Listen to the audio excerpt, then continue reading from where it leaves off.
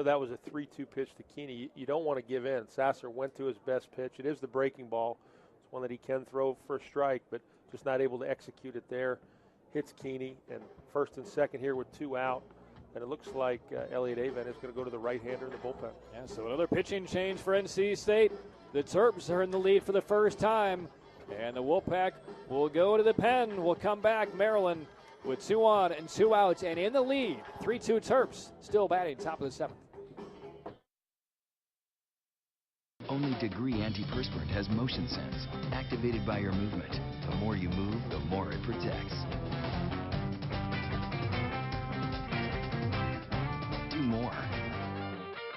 Degree, it won't let you down.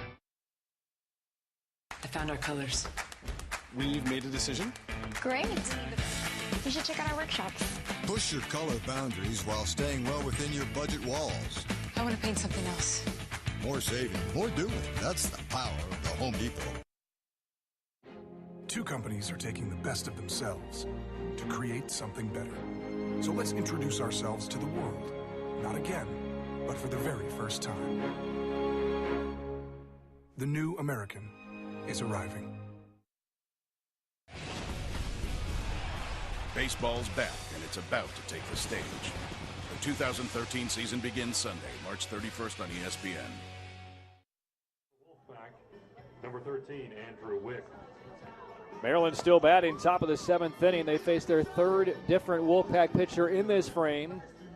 A couple of hits, including a bunt single by Andrew Amaro to get this whole mess going. And the RBI sacrifice, safety squeeze by Lamont Wade has given Maryland the lead. Kyle Commissar will be the hitter. New pitcher for NC State is right-hander Andrew Wick, a junior out of Briar, Washington. And there's a look at Wick, who's been pretty good for NC State so far this year. Struggled, though, in the midweek game against UNC Wilmington back on Wednesday. 4 runs over 2 2/3 innings. But there you get a look at his numbers overall, 2-1 with a 3.5, and the whip is a very strong 1.12. Yeah, this guy is an aggressive. He's a shorter right-handed pitcher, but he's very aggressive. No mystery to what he does. His fastball, 88 to 90, but the power slider is his pitch. It's a wipeout pitch, and right on right here facing Commissar. I'd expect to see him throw it a bunch, but really aggressive, quick delivery, and comes right at you with that hard late breaking slider. All right, so Commissar will be the hitter for Maryland. There you get a look at him trying to examine a Wick on the hill. And Wick will have one more warm-up pitcher. 3-2 Terrapins lead. They've out-hit NC State by a 10-3 margin. And again, NC State has been held hitless over the last 5 innings. Similar story, second verse from what we saw last night when the Pack put up 3 runs on a couple of hits and only had 5 hits for the game, but 3 through 8 innings. And the one hit that they had outside of the first inning really should have been called an error, not a hit. So NC State has definitely not swung the bats well at all against Jimmy Reed and Brady Kirkpatrick. And the Terps rally started a little bit earlier here tonight, and they have nosed on top of the 7th. Definitely got to keep an eye on Charlie White out at second base now with a right-hand hitter up. There is 2 outs. You don't want to take the bat out of Commissar's hands, but depending on how quick Wick is to the plate, possibility for him to run, and you keep Keeney there at first base, and in a first-third situation, you could create a hole on the right side. In the infield, a much more traditional look this time. Ratledge is leaning in towards second base, trying to cut down White's lead.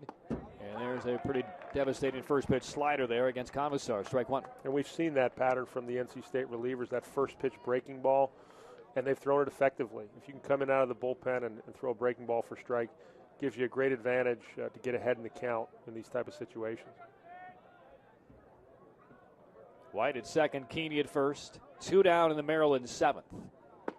And another good slider. 0-2 on Commissar. I mean, it makes a difference how hard you throw your slider. I think a lot of people look at fastball velocity, but the harder you throw the slider, the tougher it is to hit, because the later it's going to break and the sharper it'll be, and Wick certainly does have a good one. And now will he go away from that slider to set him up, or just come right after him and try to put him away? 2-strike count. And Wick breaks his contact with their upper-looking White back. Wolfpack will have Brett Williams, 5, 6, and 7 coming up in the bottom of this inning. And for the first time in the series, they will bat trailing. 0-2 from Wick. Came with a fastball and just missed the outside corner. Yeah, good pitch right there. I think you had Conversar sitting on a breaking ball, certainly up here. I expected them to go to that third consecutive breaking ball just off the outer third of home plate, but a good pitch. And, mixing that fastball and certainly makes your breaking ball a little bit better, gives the hitter something else to think about. Martier with a couple of hits for Maryland, waits on deck. And another inside move by Wick. Easily started the inning by striking out Papio on that 3-2 fastball. But then it was Amaro reaching on a bunt single for the second time in this game. Then he stole second base, appeared to jam his left shoulder sliding through, stayed in. And then Charlie White on a 3-2 pitch went opposite field for his single. Amaro took third. And then Sasser came in. Wade got down the safety squeeze. Keeney again then got a hit. And then Wick came on to replace Sasser. 2 on, 2 outs, 1-2 pitch into the ground. Nice knockdown there by Brett Austin. Holds White up at second base. If you're going to get that hitter to chase it in that situation, it's got to stay on the plate. You want to bounce it. You want to bounce it on the tip of home plate there. When you throw it in the other batter's box, you're rarely going to get a guy to chase, especially a guy like Conversar, an experienced hitter and a guy that works counts as well as he does. If you start out right at him and bounce it on the back of home plate, you may get even a good hitter like him to chase it. 2-2 on Kyle Conversar. Singled in the second, got a hit in the fourth and scored. And Wick's pitch, did it hit him? Yes, it did. So Conversar, wait a second. Called it a strike. No, he called it a strike. It looked like the pitch hit him in the elbow. It did hit him, but if it hits you and you are over home plate, the umpire does have the ability to call it a strike. You don't see it very often. I doubt this call will get overturned, but John Sheff will once again have another conversation started. Let's take a look. It did hit him. And let's see. The home plate umpire, Raymond Gregson, no real hesitation right there. Well, that's one for the umpires clinic. Maryland takes a 3-2 lead. A disputed call ends the frame, but the Terps are up by 1. Stretch time from Raleigh. Top of the 8th with Maryland leading NC State 3-2. Terps about to hit the pack 10-3. And Martier, who has a couple of hits for the Terrapins, will lead off this 8th inning. And it is getting a little bit chilly here at the ballpark, Doak Field. But most of these NC State fans came very well equipped here tonight. And they're looking for a late game rally here. Maryland has taken the lead with a run in the 4th inning, a tying run in the 5th. And then the safety squeeze by Wade in the top of the 7th to nose the Terps on top 3-2. The catcher number 32, Kevin Martier.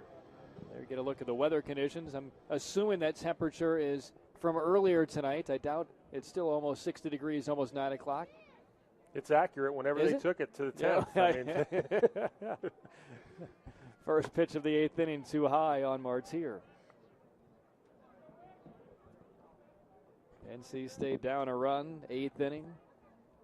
Well, now the responsibilities for Wick are simply to keep this deficit where it is and retire the leadoff hitter, but he will not be able to do so as Turner's dive goes right over the 3rd hit of the game by Martier. And Martier has really given Maryland a spark tonight. He and Amaro, both with 3-hit nights. And, we saw Jack Cleary last night, who's a terrific defensive catcher. Martier certainly has provided a lift offensively. Fastball count, and gets his foot down early, hits the ball hard, and good-looking young player for Maryland. Again, that leadoff hitter on base for the Terrapins. Yeah, 4th time in the game, so Martier is on, and here's Quas batting for the first time of the game. Came in to play third base in the 6th inning, replacing Hockaday, and it's almost a guaranteed bunt situation for the Terps. Yep. Right back to the mound. Wick, not even a glance towards second base. And the sacrifice by Quas. Well, if Maryland's down a couple of runs and they're bunting to get a guy in a scoring position, up 1 in the 8th inning, it's a deadbolt cinch. No question, but it helps them to obviously to play with a lead because That's the style of play. That's when that works most effectively. If you play for one run, quite often that's all you end up scoring if you do score. But when you have a lead, you're just looking to find a way to get that separator run and move that guy into scoring position here with one out. So here's the shortstop, Blake Schmidt. Had a hit last night, 0 for 3 today, and Austin covers up a pitch near the dirt. Well, to give our production team some credit here, it actually is still about 57 degrees or so here in the Triangle. You cross-checked that. I did. Okay. I did. I want to see the quality of people we're working with here tonight, Sean. They've done a terrific job. They've been great. Out of the stretch, Wick. Little bluff there by Martyr.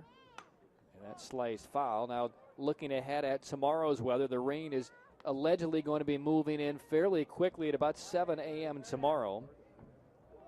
Gets to about a 70% chance of rain up until about 10 o'clock. And then a little bit less of a chance of rain as we move toward noon. Again, tomorrow's game scheduled for the first pitch at 1 o'clock. Calling out for isolated thunderstorms in the afternoon, a high of around 70, but very windy here in the Triangle. And a break to the bag by Ratledge, and the throw comes in late. 3-2 Maryland on top of the 8th inning.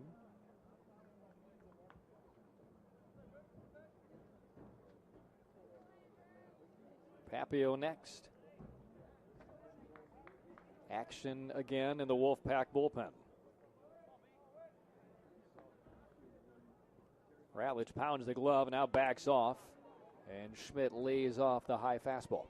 Just so important here for Wick to do everything he can and the NC State defense to keep this at a one-run margin, because it's a one-run game. Every hitter's the tying run for NC State. You just don't want this game to become a two-run, a three-run game. So you're not in a closing situation. You don't have the lead, but just as important that they keep this margin where it is. 2-1 pitch is hit foul. NC State will set up the 8, 9, and 1 hitters in the bottom of the 8th inning.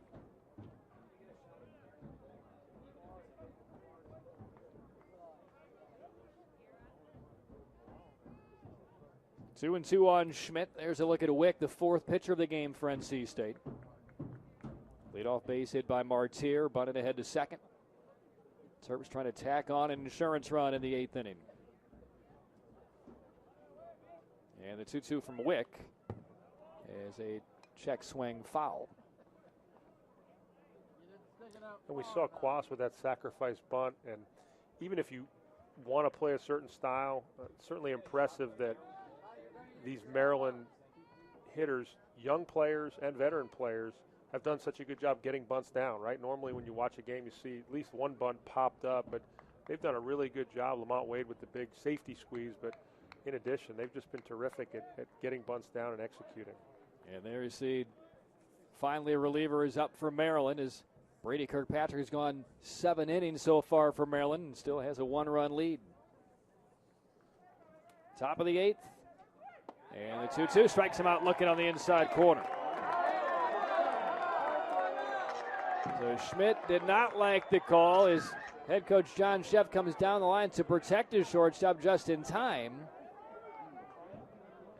So Wick strikes him out. That's number 2 in his appearance thus far. And Blake Schmidt's got to be careful. Very passionate player, and he's had a good night defensively. We'll get another look at that 2-2 fastball. Looked like it ended up on that inner third, and good pitch right there from Wick. Hadn't been in there, but you can't do anything to get yourself tossed here in this type of situation. Yep. Veteran play from John Sheff to get down the line and distract the home plate umpire's attention away from his player to the head coach. You can, you get ejected as a coach, that's one thing, but you can't have your shortstop at this point in the game getting run out. Even though Schmidt had some difficulties in the early stage of last night's game defensively, he's made some pretty good plays here tonight, and it's a 1-run game, late innings.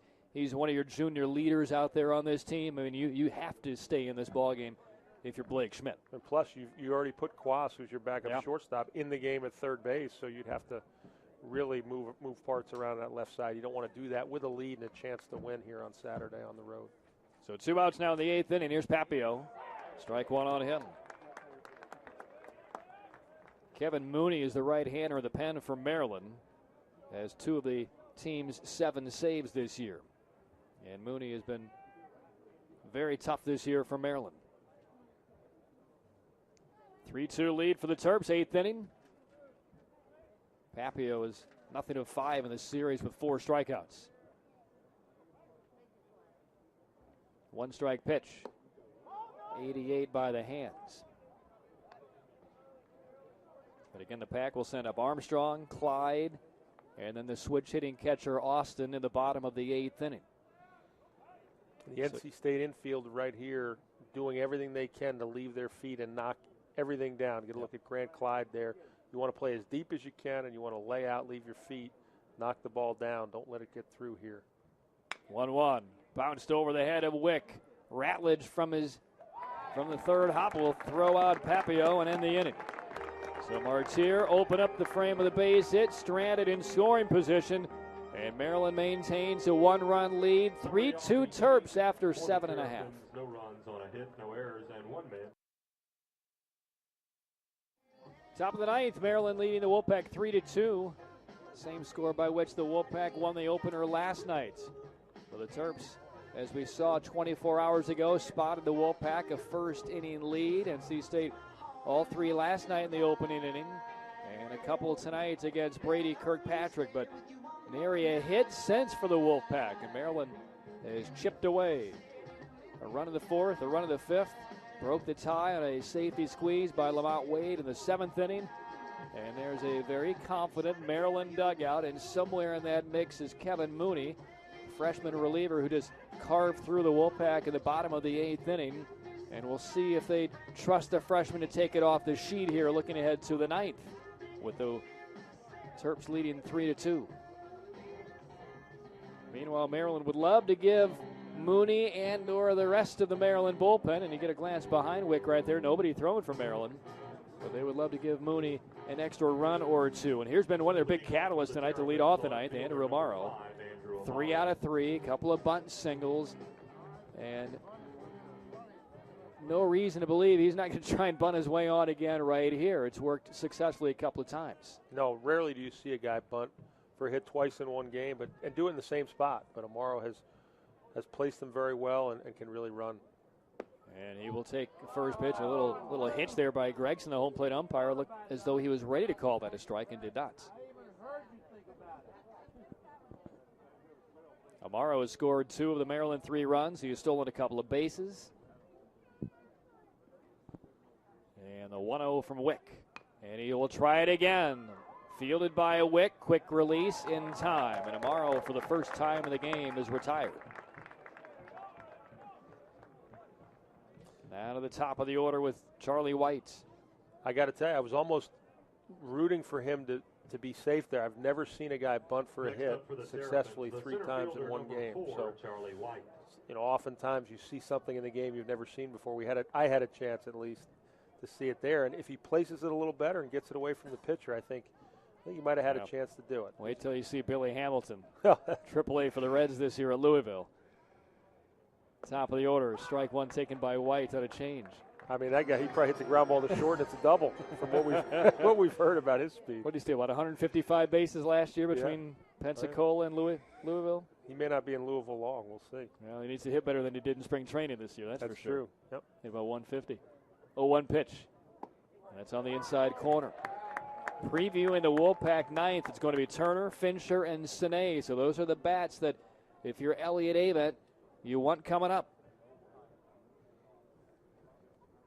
Wolfpack right now down a run. Series will close out tomorrow afternoon at 1 o'clock. If Maryland wins this game, they move right back into a tie with NC State in the middle of a congested Atlantic division. And down goes White on strikes. Good changeup there from Wick. The ability to throw that to left-handed hitters critically important. Your breaking ball's always coming into the barrel. Changeup goes away from the barrel. Start that off in the strike zone and ends up out of the zone. Good pitch from Wick. So here's Lamont Wade. Couple of RBIs today by the freshman. Single to home, the tying run in the 5th. And then left on left against Sasser in the 7th inning with runners at first and third. Put down a beautifully executed safety squeeze to give Maryland the lead. Full swing here, hits it well. Williams giving up some ground, will run it down. Well, Wick does the job. A 1-2-3, top of the ninth. Last call for the Wolfpack. Trey Turner, the speed demon, will lead off for the Wolfpack, down by a run.